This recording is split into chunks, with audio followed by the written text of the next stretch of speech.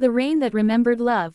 The rain soaked your clothes, and I watched the water flow down your chest like a quiet river of beauty. It was evening in New York City. The sky hung low, heavy with clouds, and the lights from the buildings blurred behind sheets of soft rain. The streets shimmered, reflections of headlights, umbrellas, and hurried footsteps merging into one endless motion. She stood at the corner of 7th Avenue, her hair damp, her coat clinging to her. The city moved fast, but her world had suddenly slowed. A black car stopped beside her. The window rolled down. A calm, deep voice said, "Need a ride?" She hesitated. The man behind the wheel looked composed, his eyes steady yet distant, the kind of man who carried silence like a secret. "No, thank you," she replied softly. "I don't live far." But the rain grew stronger, tapping like fingers on glass. He opened the passenger door and said, "Come on, you'll freeze before you reach home." She looked at him for a moment, then nodded, and got in. The city lights painted gold streaks across the windshield. Neither spoke. The only sound was rain, whispering its story between them. When the car finally stopped, it was by the Hudson River. He turned off the engine. "I come here when the city feels too loud," he said quietly. "The river doesn't talk, but somehow it listens." She looked out the window. The water shimmered under the streetlights, calm yet alive. "It's beautiful," she said. "Like time standing still." He smiled faintly. "What's your name? Does it matter?" she asked. "Maybe not," he said. "But your eyes tell stories I want to hear."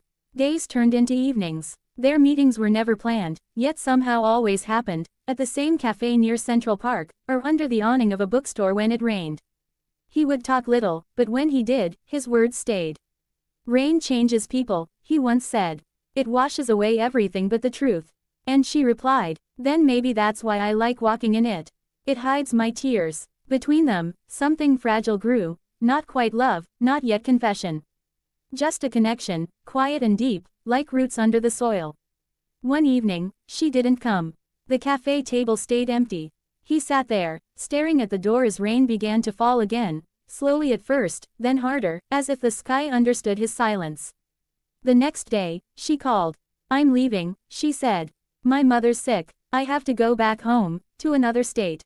He didn't ask where. He didn't ask for how long. He only said, "Will you come back?" There was a pause. Then her voice, soft and uncertain. "I don't know. Maybe distance will tell us what closeness couldn't." Weeks passed. The city returned to its rhythm, noise, lights, life, but he didn't. He drove to the river almost every evening, watching the same water, the same rain, the same absence. And every night, he whispered to himself, "The rain soaked your clothes, and I watched the water flow down your chest, and now I watch the river flow without you." Then one night, his phone buzzed.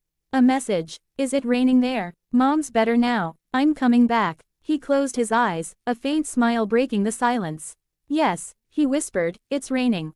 It's been waiting for you." A week later, at JFK Airport, the crowd moved like waves. He stood near the arrivals gate. And then, there she was, hair slightly wet, eyes bright, that same quiet smile. He stepped closer. "You came back. Maybe the rain wanted me to," she said softly. He reached out his hand. "The first rain brought us together, maybe this one will keep us from parting again." She took his hand, fingers trembling slightly. "Rain makes love honest," she whispered. "Because in the rain, no one hides." Outside, the city was drenched again.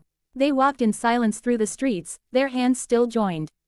The lights reflected off puddles, making the world look like a painting come to life. Somewhere above them, thunder rolled, not angry, but gentle, like the sound of a heart remembering its beat. He looked at her and said, "The rain once showed me your tears. Today, it shows me your smile. Maybe that's all I ever needed." She leaned her head on his shoulder, whispering, "Then don't let go." He smiled, tightening his hand around hers. "Not in this life. Not while it rains." The end. The rain soaked your clothes once. But now it only touches you to remind me that love, like rain, always finds its way back. Umbrella with Raindrops, an American love story, where the rain was not